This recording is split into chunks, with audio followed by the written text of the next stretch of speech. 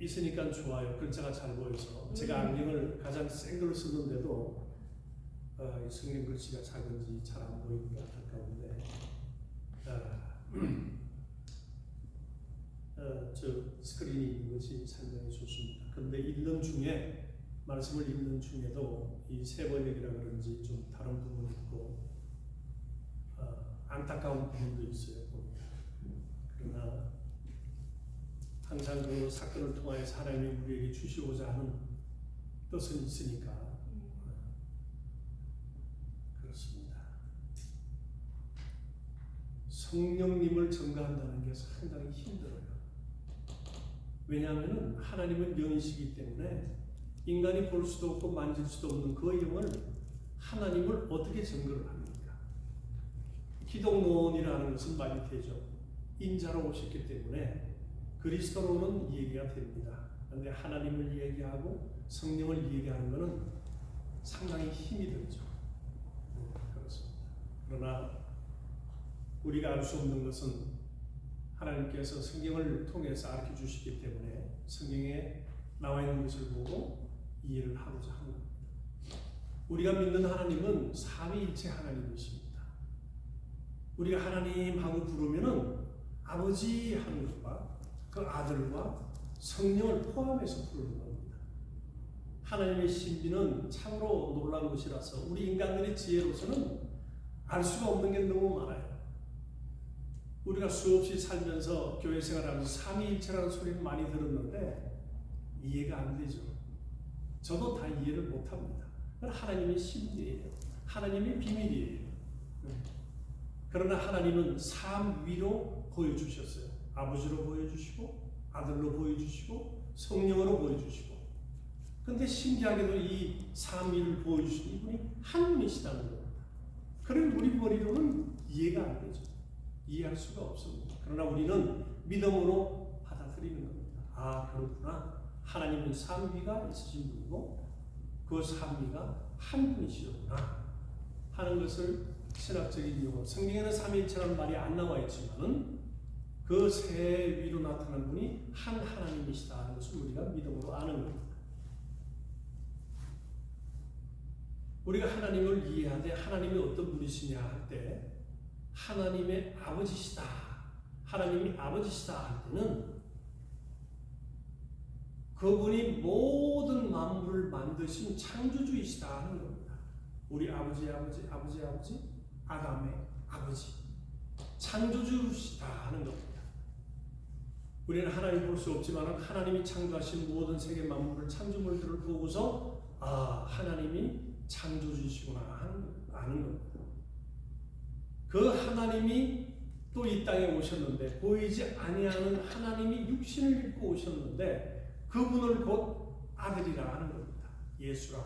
아버지의 뜻에 따라서 이 세상에 오셔서 볼 수 없는 하나님을 우리에게 보여주신 분. 그가 곧 예수다, 아들이다 하는 겁니다.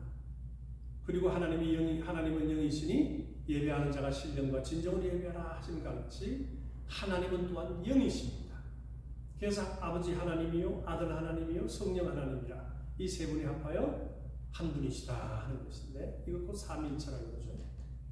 그런데 우리가 알 수 없는 하나님, 하늘에 계신 하나님, 이 우주 창조에 속하지 않는 한 하늘에 계신 하나님이 그 하나님의 뜻을 받아 이 세상에 오신 게 예수님이시요. 예수께서 공생애를 마치고 너희는 얼마 못해서 성령을 받을 것이니 성령을 받더라 하고 명하신 그 하나님이 성령 하나님이시요 하는 겁니다.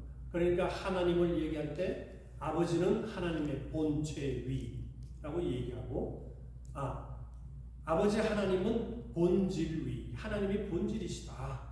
아버지라 해서 본질위라고 하고 보이지 아니하시는 보이는 하나님으로 오신 그 아들 가르쳐서 본체위, 본체라는 말이에요. 그리고 하나님의 성령, 본영이시다 하는 겁니다. 우리가 가끔 하나님의 영, 하나님의 영, 하나님이 소유하신 영같이 들리지만은 그대로 하나님이세요. 하나님, 성령 하나님, 성자 하나님, 성부 하나님, 이 셋이 합쳐서 하나다 하는 겁니다. 우리가 그것을 어떻게 알 수 있어요? 믿음으로밖에 알 수가 없습니다. 믿음으로 인정하고 믿음으로 받아들이고 하는 거죠. 급한 유경에 닥쳐서 급한 일이 생겨서 하나님 하고 부르면은 삼위 하나님을 다 부르는 거예요. 한 분만 부르는 게 아니고 삼위를 다 부르는 겁니다. 그러니까 우리가 하나님이라고 부를 때 얼마나 놀라운 위력이 있겠어요. 삼위 하나님이 다 신경 쓰시는 거죠. 그리고 기도하는 대로 얻어낼 수 있는 겁니다.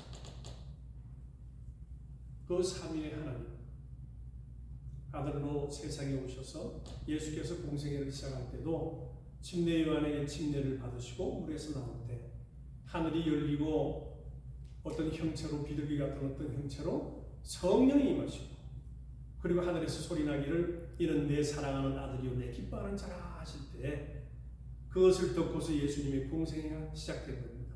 그러니까 예수님의 공생애는 아버지와 성령의 보존과 능력이 함께 있음으로써 그 공생애가 시작된 겁니다. 예수님의 공생애가 어땠습니까? 어떤 거창한 왕궁에 태어난 것도 아니고 어떤 왕같이 권력자같이 권세를 부린 것도 아니고 가난한 자를 찾아다니시고 연약한 자를 찾아시고 병든 자를 고치시고 귀신을 쫓아내시고 안전명예를 일으키시고 벙어리가 말하게 하시고 기머리를 듣게 하시며 장님에게도 눈을 뜨게 보이게 하시고 심지어는 죽은 자까지도 살아내시는 하나님이시죠. 그러니 아니 도대체 누가 눈을 뜨게 만들고 안전명예를 일어나게 하고 벙어리를 말하게 하고 기머리 듣게 하고 죽은 자를 살리시나 이 말이에요. 사람으로 살 수 있는 일입니까? 그 하나만 봐도 아 사람이 아니시구나. 그럼 누가? 하나님이신가 보다. 적어도 못해도 하나님이 보내신 자로구나 하는 겁니다. 그래서 예수께서 공생애를 시작하시고 나중에 공생애를 마치고 돌아갈 때 뭐라고 그랬습니까? 오늘과 내일 내가 귀신을 쫓고 병자를 낫게 하다가 제3일에는 완전하게 지리라 하심으로써 하나님의 3년간의 공생애, 예수님의 3년간의 공생애를 줄여서 아주 집약적으로 줄여서 말씀한 겁니다. 침례 요한이 감옥에 갇혀서 궁금해졌습니다. 과연 내 뒤에 오시는 그분이라고 내가 그랬는데 저 예수라는 분이 그분이 맞나? 그래서 요한의 제자들을 보냈어요. 가서 예수님께 물어봐라.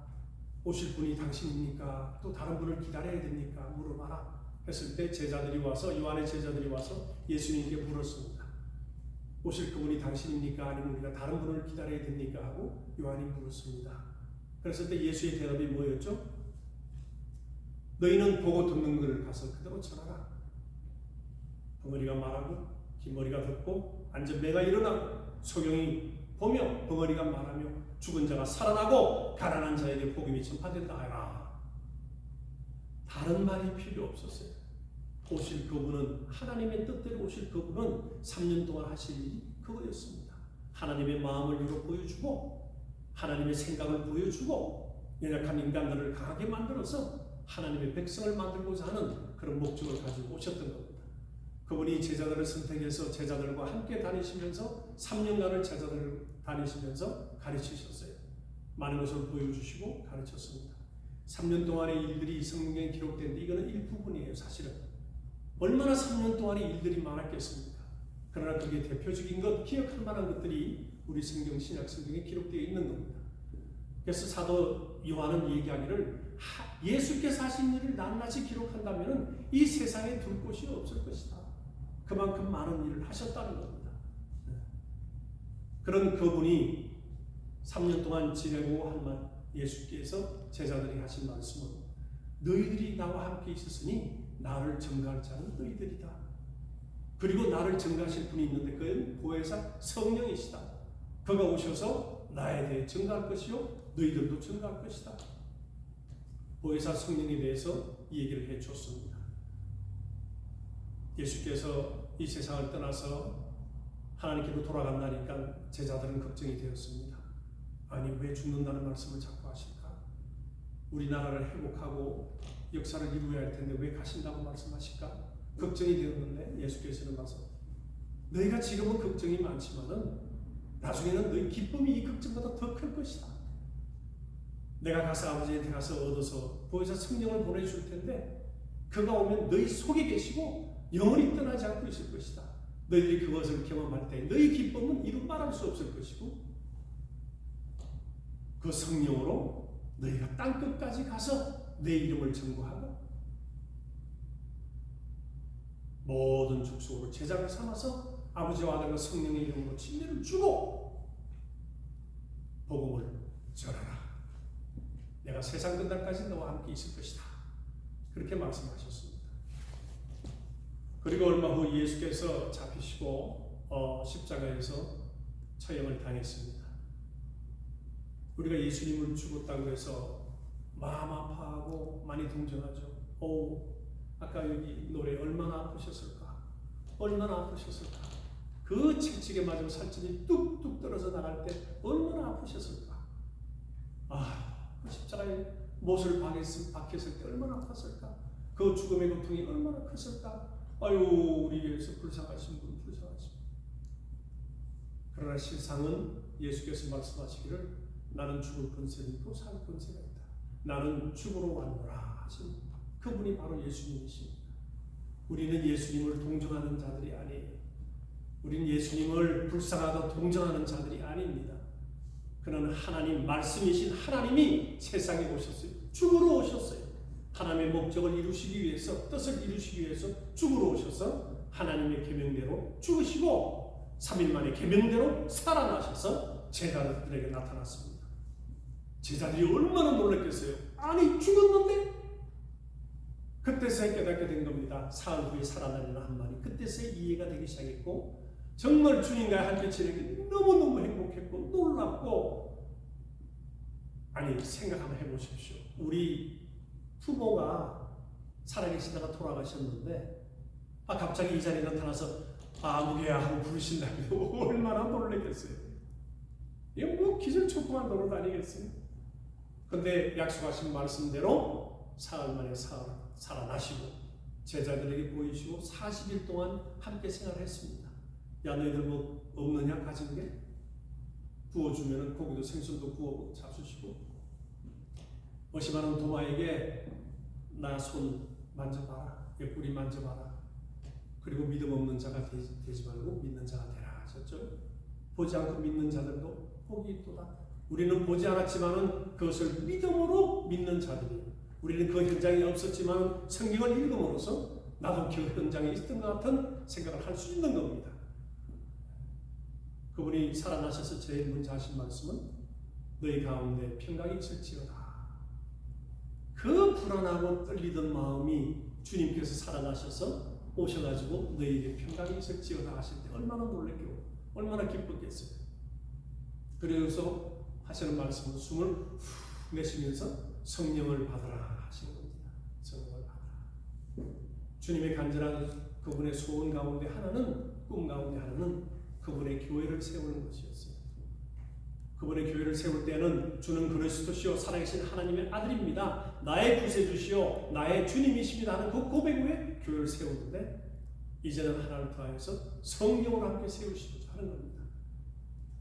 그래서 예수께서 제자들에게 나타나셔서 40일간 지내시고 그가 감람산에서 하늘로 올리우실 때 그 전에 말씀을 하셨어요. 너희는 이 예루살렘을 떠나지 마라. 기다리라. 침례 요한은 너희에게 물론 침례를 줬지만은 몇 날이 못 돼서 너희는 성령으로 침례를 받을 것이다. 그러니 떠나지 말아라고 명령을 하셨습니다. 그리고 그들이 보는 데서 한 500여 명이 보는 데서 하늘로 들리고 올라갔습니다. 그리고는 본 그대로 다시 오시리라 하는 약속이 남아있죠. 올라갔습니다. 그래서 제자들은 야 이거 어떡하나. 주님은 올라가셨고 죽으셨던 주님 부활하셨고 부활한 주님 우리와 함께 계시다가 다시 승천하셨는데 자 주님의 명령은 이 예루살렘을 떠나지 말고 기다리라 기도하고 있으라 했으니까 자 우리는 그렇게 하자 하고 500여 명이 함께 있었지만은 마가의 다락방에 돌아와서 기도하는 자들은 120여 명이었습니다. 한 380여 명은 기뻤어요. 야 예수님이 살아나셨다. 승천하셨다. 이걸 전해야지 안전하고 못 기다리겠구나. 못 견디겠구나. 그들 나가서 막 증거하러 나가는 겁니다. 그러나 주님의 명령은 너희 힘으로 하지 말고 성령을 기다려라. 성령이 오시면 너희가 권능을 받고 내 증인이 될 것이다. 그러니 이 예루살렘과 유대와 사마리아와 땅끝까지 이르는 내 정인이 될 것인데 너희는 떠나지 말고 성령이 올 때까지 기다리라. 그래서 120여 명은 거기서 베드로를 비롯한 제자들과 예수를 낳아준 마리아와 그 주위에 주님을 수종 듣는 여인들과 함께 120여 명이 전혀 기도에 힘쓰고 있었던 겁니다. 그러자 한 열흘이 지나서 드디어 성령이 임하는 사건이 오늘 읽은 본문입니다. 본문 말씀에 여기 본문 말씀을 올릴 수 있습니까? 강 집사님. 그래서 오늘 성경 말씀에 아니요 괜찮습니다. 그냥 제가 읽겠습니다. 우리 한 번 더 봅니다. 오순절 날이 이미 이름에 저희가 다 같이 한 곳에 모였더니 호련히 하늘로부터 급하고 강한 바람 같은 소리가 있어 저희 앉은 온 집에 가득하며 불의 혀같이 갈라진 것이 저희에게 보여 각 사람 위에 임하여 있더니 저희가 다 성령 충만함을 받고 성령이 말하게 하심을 따라 다른 방언으로 말하기를 시작하니라. 그러니까 애들이 기도를 전혀 힘쓰고 있는데 갑자기 슉 하는 바람 소리가 났습니다. 이것은 그냥 부는 바람이 아니라 상당히 강한 바람이에요. 에어리 바람 같이 아주 확 소리가 나는, 엄청 큰 소리가 나는, 영어로는 violent하다는 것이 아주 막 폭력을 휘두르듯이 날아가는 그런 바람 소리와 그리고 각 사람 위에 불의 혀같이 갈라지는 게 있더라 그랬습니다. 불의 혀가 뭔지 아시죠 여러분? 불의 혀가 뭐죠? 장작불을 피우거나 모닥불을 피우면은 또 촛불도 마찬가지죠. 불이 올라가 끝에서 사라지는 부분 있죠. 불꽃이 오는 거보다 사라지고 사라지고 그게 불의 꽃이다. 그 혀다 하는 겁니다. 불의 혀같이. 그러니까 각 사람이 하는 게 머물러 있고 강한 소리가 나는 겁니다. 아마 이것 때문에 불받아라 그랬던 것 같아요. 이것 때문에 불받아라 그러지 않았나 싶은 생각이 듭니다. 그러나 성경은 말씀하시기를 천사들을 가리켜서 하나님이 쓰시는 불이요 바람이라 그랬습니다. 그러니까 그들이 있는 성령이 임할 때 예수님 말씀 성령이 임하면 너희가 권능을 받는다. 그 권능은 천사들을 얻는다 하는 소리입니다. 천사들을 얻는다. 하나님의 권능은 곧 천사들이라 하나님이 일하시는 천사들이 가서 손발이 되어서 일하는 겁니다. 그러니까 너희가 성령을 받으면 권능을 받고 내 증인 되어야 하는 같이 성령이 임하심으로써 천사들의 활동이 거기에 나타나는 것이죠. 그리고 성령의 말의 하심을 따라서 막 방언을 하기 시작하는 겁니다. 생각해 보세요. 조그만 동네에 사람들이 많이 다니는데 그 다락방에서 한 120명이 방언을 한다는 겁니다. 아까 여기 볼 때 언어라고 얘기했는데 언어가 아니고 방언과 언어는 다릅니다. 방언과 랭귀지는 달라요. 그러니까 예수의 제자들이 모여서 성령을 받고서 방언을 막 랄랄라라고 합시다. 120명이 랄랄랄랄랄랄라 막 하는 겁니다. 근데 오순절에 대해서 세계 각국에 퍼져있던 사람들이 하나님께 경배하고 예배드리러 다 왔는데 이상한 소리가 막 나는 거죠. 막 라라라라라 소리가 들리는 겁니다. 근데 듣고 보니까 언어로 들리네. 방언이 언어로 들리는 겁니다. 그래서 사람들이 놀랐어요. 아니 우리는 세계 각국에서 온 사람들인데 저 사람들이 전부 다 랄랄랄라 하고 있는데 왜 내 귀에는 내 언어로 들리느냐. 로마에서 온 사람은 로마 말로 다 각자 자기가 있던 나라의 말로 들린단 말이에요. 그러니까 놀란 거예요. 의매이징하다.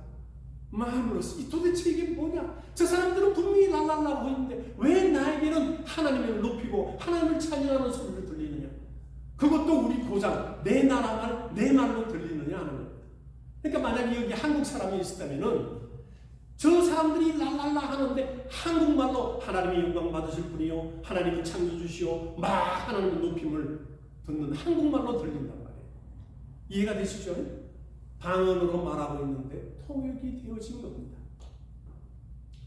이런 무리 하나와 또 다른 무리가 있었어요. 저 사람들 뭐야 저 아침부터 술 먹고 술 취했구만 못 알아듣는 라라라라라 하니까 저 세술에 취한 자들이 그러고만 두 부류가 생겨난 겁니다. 한쪽 부류는 하나님을 높이는, 하나님을 찬양하는 소리를 듣고, 한 부류는 그냥 랄랄라 소리만 들어서 통역이 되어지지 않은 두 부류가 있었습니다.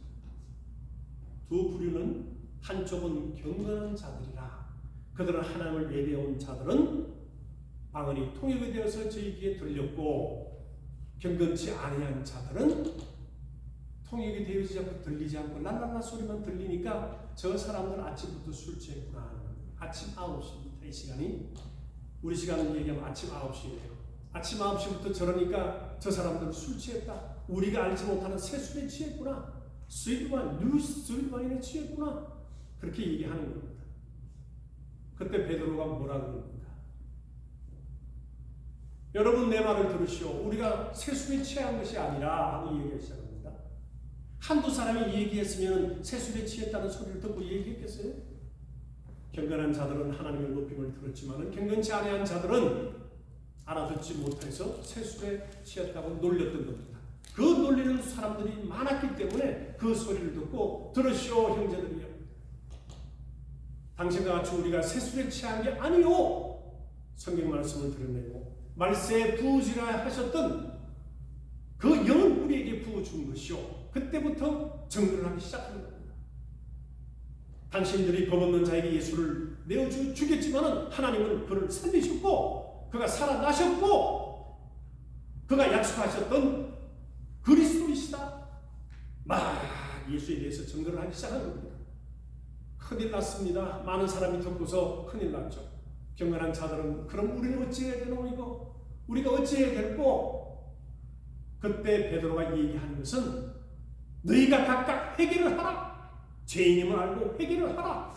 그리고 예수 그리스도 이름을 믿고 침례를 받아라. 그리하면은 너희에게 성령을 선물로 주시리라 하신 겁니다. 그래서 많은 자들이 각각 회개하고 주님을 영접하고 침례받고 그날의 숫자가 3,000명이나 더했더라. 예수의 죽으심과 부활하심과 성령을 받은 이것을 얘기함으로써 베드로의 설교에 그날에 3,000명이나 예수님을 믿고 영접했다라는 겁니다. 얼마나 놀라운 일이 일어납니다. 베드로도 평범한 사람인 줄 알았는데 한 말치가 보통이 아니에요. 성경을 들춰서 얘기하고 얘기를 하는 겁니다. 이때로부터 교회가 시작되어진 겁니다. 신약교회, 구약교회가 아니고 신약교회. 예수께서 살아계실 때 얘기하셨죠. 율법과 선지자는 침례 요한 때까지요. 구약은 요한 때까지요. 이제는 주님을 믿는 자들이 시작되어 나가는 겁니다. 아브라함이 없이 우리가 존재하진 않죠. 흘러내려온 거니까. 그러나 그 구약 교회는 끝이 나고 이제는 신약 교회가 시작되어진 것입니다. 어떻게 신약 교회가 시작되어졌죠? 예수께서 그 피를 우리에게 주시고 죄를 용서하시고 성령을 보내셔서 성령으로 죄 없는 예수님을 증거케 하고 우리 죄가 모두 사함받았다는 것을 증거케 하고 그러므로서 우리가 예수 그리스도의 죽으심은 나를 위해 죽으시며 나를 위해서 피 흘리셨고 나를 위해서 죽으십니다. 그 부활도 또한 나를 위해서이다. 우리가 이것을 믿고 받아들임으로써 구원에 이르고 신약교회가 시작된 겁니다. 그럼 구약 때는 하나님의 성령이 역사가 없었을까요? 있었죠. 수없이 많이 있었습니다. 그러나 그 구약의 성령의 역사는 우리 영혼 속에 내주하신 분이 아니시고 구약의 성도들을 위해서 우리가 외투를 입듯이 옷을 입듯이 밖에서 역사하셨다 이 말이에요. 밖에서 역사하시고 밖에서 인도하시고 밖에서 움직이신 겁니다. 그러나 예수 그리스도를 믿는 믿음을 가진 우리들에게는 직접 성령이 오셔서 우리 영혼 가운데 오신 겁니다. 왜? 죄의 사함을 받았기 때문에 우리 심령을 성전으로 삼고 오신다 이 말이에요. 그러나 구약 성도들에게는 죄 사함의 문제가 해결되지 않았기 때문에 성령이 내주하신 적이 없어요. 밖에서는 역사하셨죠. 그래서 다윗은 죄 중에 있으면서도 성령을 나에게서 성령을 부르지 마소서, 성령을 부르지 마소서. 첫 왕이었던 사울 왕에게도 성령이 임할 때는 예언도 하고 막 했지만은 성령이 떠나시니까 악신이 임해서 발가벗고 있으면서 막 야로하고 이상한 짓을 하고 있죠. 구약 때도 성령의 역사가 있었습니다. 하나님이 천지를 창조하실 때도 아버지와 아들과 성령의 합작품이고 같이 하셨고, 그러나 그 하나님, 성령 하나님께서 우리에게 오실 때는 비고비 마음에 죄악이 사라지고 없고 예수의 피가 있는 우리 심령에 오셔서 성전 삼고 오셨다는 겁니다. 이 제자들이 성령을 처음 받고 그들이 정말로 기뻐한 것은 성령이 우리에게 온 것 보니까 하나님 보좌에 앉으셨구나. 예수께서 보좌에 앉으셨구나. 내가 가면 가서 아버지께 받아서 너에게 보내주리라 하신 약속 이루어진 걸 보니까 보좌에 앉으셨구나. 그것이 제자들이 너무 기쁜 거예요. 정말 놀라운 일이 일어나고 신약교회가 시작되어지는 겁니다. 바울도 성령을 받았습니다. 그는 사울이었습니다. 바울도 되기 전에 사울이었습니다. 하나님을 향한 그 열심이 누구보다도 극심했기 때문에 예수 믿는 자들을 다 잡아서 옥에 가두고, 감히 예수가 하나님이라고? 안 된다. 저 이단들을 다 죽여버려야 된다. 멀리까지 가서도 잡아서 오고 그랬습니다. 어느 하루는 또 다메섹으로 가는 중에, 다메섹인가요? 그 길로 가서 제자들을 잡아서 올리고 가는 길에 예수님을 만났습니다. 갑자기 하늘이 환해지고 바울아 사울아 사울아 네가 나를 왜 핍박하느냐? 뉘십니까? 나는 네가 핍박하는 예수라. 그 바울의 충격은 심히 컸을 겁니다. 다음에 한번 얘기 드리겠지만 그 충격은 이루 말할 수가 없었어요. 나도 누구 못지않는 학파요, 베냐민의 지파요, 히브리인 중에 히브리인이요, 하나님의 열심 안에서 나를 따라올 수 없을 만큼 열심히 있는 자인데, 아니 내가 핍박하던 그분이 하나님이시라고, 그가 구주시라고, 그가 메시아시라고. 그럼 난 이때까지 한 것이 뭐야? 내가 알고 왔던 이 학력이라 그럴까요? 알고 있던 지식은 뭐야? 고민에 빠져서 식음을 전폐하고 3일 동안 3살 동안 고민하고 있는 겁니다.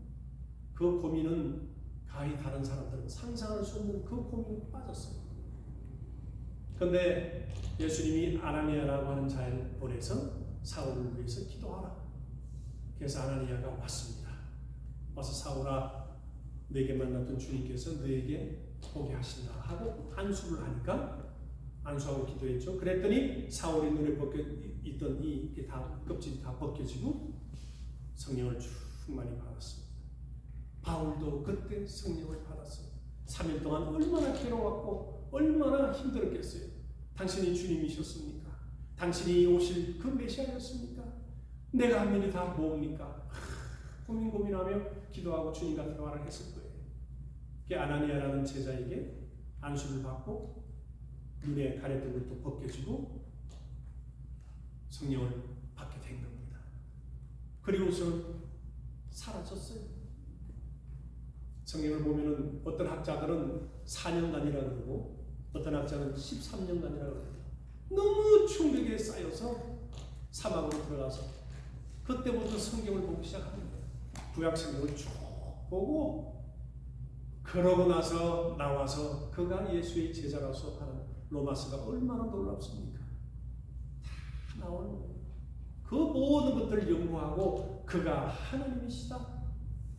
그래서 신약 성경을 주로 갖는 게 바울 서신서가 주로 다 하지 않아요. 그만큼 하나님에 대한 열심이 있기에 또한 주님께서는 내가 쓴 그릇이다라고 택하셨죠.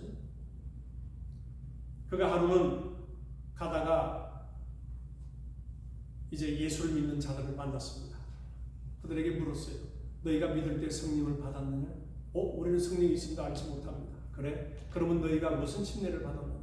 우리는 침례 요한의 침례를 받았습니다. 그렇구나. 예수 이름으로 침례를 받아야 된다. 예수를 증거하고 침례를 주고 그들에게 안수하니 그들에게도 성령이 임하더라 그랬습니다. 그런데 한 가지가 이상한 게 성령을 받으면 따르는 표식이 있었어요. 뭐였을까요? 밤은 성령을 받으니까 방언을 하기 시작하고, 성령을 받으니까 방언을 하고, 성령을 받으니까 방언을 한단 말이죠. 이 방언이 뭔가 하는 겁니다. 바울이 고린도서에서 잘 밝혀주고 있죠. 방언은 내 영이 하는 기도다. 내 영의 기도다. 우리가 말로 기도하지만은 방언은 내 영이 살아서 내 영이 하나님께 비밀한 것까지 얘기하고 내 영혼이 말하는 것이다.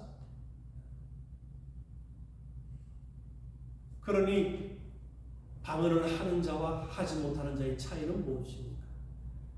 방언을 하는 자는 내 영혼의 기도가 있고 방언을 하지 못하는 내 육신의 기도만 있을 뿐이다. 내가 방언으로 하나님께 기도한다 할지라도 내 육은 열매 맺지 못하지만 내 영혼은 열매를 맺는다. 그러면 어찌할꼬? 내가 영어로도 기도하고 말로도 기도하고 영어로도 찬미하고 말로도 찬미하리라. 결론은 사도 바울이 얘기하기를 내가 누구보다도 방언을 더 말함으로 하나님께 감사하더라 그랬습니다. 오늘날도 계속되고 있는 교회들 간의 싸움이 있어요. 순복음교회 어셈블리오가하고 침례교회가 엄청난 싸움을 하는 겁니다. 침례교회는 방언을 인정하지 않아요. 그런가 하면 정반대로 어셈블리오가 같은 데서는 방언을 너무 내세워서 싸움이 붙는 겁니다. 서로 싸움. 지금도 싸움이 붙어요. 하나님은 우리에게 주시고자 하는 것은 각 사람의 심령 위에 성령으로 살아가 하는 겁니다. 성령으로 살아. 이왕이면은 내 영혼도 기도할 수 있다면 얼마나 좋겠어요. 얼마나 좋겠어요. 사도 바울이 얘기해 너희들은 다 나처럼 방언을 말하기를 원한다. 내가 방언을 너희보다 더 말함으로 나는 하나님께 감사한다. 그러나 진짜대로 해라. 내 개인을 위한 것은 집에서 하고 우리 모여서는 말을 하는 것이 좋지 않느냐. 예언을 하라 그랬단 말이에요. 방언보다 예언을 하라. 예언은 모든 사람을 위한 거지만 방언은 자기 개인만을 위한 거니까 교회에서는 통역이 있으면 하지 말아라. 그리고 예언을 하도록 하라. 그 당시 예언은 성경 말씀을 전하는 겁니다. 성경이 아직 완성되지 않았기 때문에 성령의 역사로 바꾸서 예언을 함으로써 성경 말씀을 나타내는 그런 전하는 말씀입니다. 예언을 하도록 하라. 사실은 성경이 완성되고 나서는 예언의 말씀이 없어졌어요. 그러면 전부 다 성경으로 돌아가는 겁니다. 성경을 가지고 하는 겁니다. 제가 고등학교 1학년 때 예수를 영접했어요. 어릴 때도 교회는 다녔지만은 몰랐습니다. 그냥 친구들하고 다녔던 것이고 하나님이 내 진짜 아버지시라 하고 나는 하나님께 말씀하고 살았고 그다음 고등학교 1학년 때 부흥회가 있었는데 비가 오는 날이었어요. 텐트를 쳤는데 텐트도 막 바람에 날아가고 그랬습니다. 그런데 어떻게 된 영문인지 그날의 설교가 내가 사람 낚는 어부가 되게 하리라 하는 설교를 했었는데 그때 주님을 영접하고 어떻게 그렇게 회개가 이루어졌는데 콧물, 눈물 쏟아지는지 그리고서 주님 나도 사람 낚는 어부가 되기를 원합니다. 나도 어부 되게 해주세요. 한 그 기억이 있어요. 이게 고등학교 1학년 때였습니다. 그러고서 이제 살면서 운동을 했으니까 뭐 운동장에서 살고 그렇게 살고 와서 신학도 하고 뭣도 하고 이 세상을 살다가 저 사람을 만나고 결혼을 하고 그 당시에는 제가 주님 너무 답답하고 쫌페이가 돼서 안 되겠어요. 좀 멋있게 살고 싶어요. 그러고서 떠났습니다. 탕자처럼 떠나 있을 때인데 저 사람을 통해서 하나님의 살아계심을 보여주고 내가 쏘은 것을 알고 너무나 분통하고 원통했어요. 그래서 다시 돌아와서 하나님 저 사람을 통해서 내 코를 깨어서 나오게 하셨습니다. 이제 돌아와서 말씀으로 돌아오고 다시 신앙을 또 하고 그러면서 교회 생활을 하다가 이제 교회 건축을 위해서 집을 팔아서 하나님께 드리고 800만짜리 전세를 났어요. 2층집을 전세를 얻었는데 방이 큰 게 하나 있고 화장실 있고 다용도실처럼 조그만 방이 하나 있었어요. 그걸 내 기도실을 삼아가지고 거기서 기도를 하고 있었는데 한번 기도를 막 하는데 방언이 하고 싶어서 방언을 할까? 방언을 좀 하다가 또 말로 할 기도만 말로 막 기도했습니다. 기도하는데 갑자기 배가 확 땡기기 시작하더니 혀가 누구에게 잡힌 것처럼 딱 잡혀서 오이 말이 안 나오는 거예요. 그런데 우랄라 하고 나오는데 창자가 끊어지려고 그래요. 아니 난 이게 싫어서 말을 안 하고 싶은데 멈춰지지 않고 그냥 하는데 땀이 흐르고 그냥 창자가 떨어져 나갈 것 같아요. 참 기도하는데 갑자기 나도 모르게 눈물이 흐르고 콧물이 흐르고 흘러지기는데 어릴 때 고등학교 1학년 때 그렇게 회개하면서 주님을 영접하며 콧물을 눈물 쏟던 그 기억이 나는 겁니다. 막 기도를 하는데 이거 뭐 멈추고 싶어도 멈춰지지도 않고 창자는 떨어져 나갈 것 같이 아프고 혀는 풀리지 않고 지 마음대로 움직이고 있고 그냥 막 하다가 얼마 동안 하고 끝났어요. 끝나고서 이렇게 보니까 언제 아팠더냐? 아픔도 없어지고 그러나 눈물 콧물은 방바닥에 흘금흘금 고였어요. 참 신기한 게 내 영혼도 회개가 하나? 내 영도 회개가 있나? 나는 말로 기도하는 것이 아니고 방언으로 기도했는데 왜 눈물 콧물이 그렇게 났었지? 내가 어릴 때 주님을 영접했을 때 그때처럼 왜 그렇게 콧물 더 많이 나 있는 것을 보고서 다르게 해석할 방법이 없었어요. 내 영도 회개하는 거다. 이건 내 영 회개인가 보다. 성경을 봐도 성경이 없고 누구한테 그런 소리 들은 적도 없고 그런 감정도 없고 그래서 주님께 이 내 영의 기도였습니까? 내 영이 회개했나 봅니다 하고 이제 접붙었습니다. 그러고서 뭐 발언을 많이 했죠. 많이 하고 다른 표적들도 있고 이적도 있고 놀라운 것들을 경험했습니다. 우리 주님은 너희들이 살 때 너 힘으로 살지 말아라. 내 힘으로 살 때 내가 성령을 보낼 테니 성령의 힘으로 살아라. 성령의 능력으로 살아라. 예수를 증거하고 싶고 성령으로 증거하라. 무엇을 하든지 성령으로 하라. 하나님의 보증이 있는 거 아닙니까?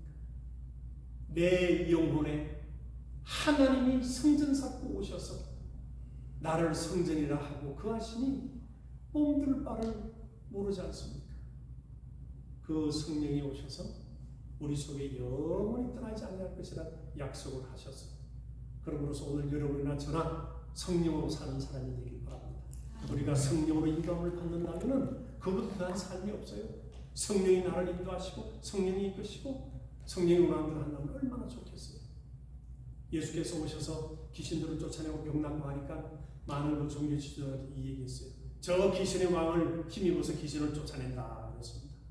그때 예수님의 말씀은 내가 귀신을 저 귀신의 왕을 쫓아서 저들 귀신을 쫓아낸다면은 그럼 너희 자식들은 누구를 힘입어 쫓아내겠느냐? 인자를 욕해도 좋다. 인자를 거역하고 인자를 욕해도 용서받을 수 있지만은 성령을 회방하거나 성령을 거역하는 자는 금세나 내세에도 용서받지 못한다. 무서운 말씀을 하셨잖아요. 그 성령이 오셨어요. 과거에는 말로만 듣던 하나님, 선지자를 통해서 말씀하시고 하늘에서 말씀하시고 말로만 듣던 하나님이 신약에는 예수님이 오셔서 가까운 우리가 볼 수 있는 하나님, 만질 수 있고 들을 수 있고 그런 하나님으로 오셨는데 이제는 내 속에 오셨다. 내 속에 나를 성전 삼고 내 속에 오셔서 너와 함께하자. 예수님께 제자가 하는 말씀이 그거예요. 그날은 내가 너희 안에 있는 것을 너희가 알게 될 거다. 너희 기쁨이 보통이 아닐 거다. 그렇습니다. 주님은 자신의 피를 흘리시고 우리 죄를 용서하신 다음에 더 가까이 우리 속으로 오셨어요. 그러므로 저나 여러분들 다 같이 성령으로 인도함 받는 삶, 성령으로 인도함 받는 여러분과 제가 되시기를 예수 이름으로 축원합니다. 네. 기도하십시오.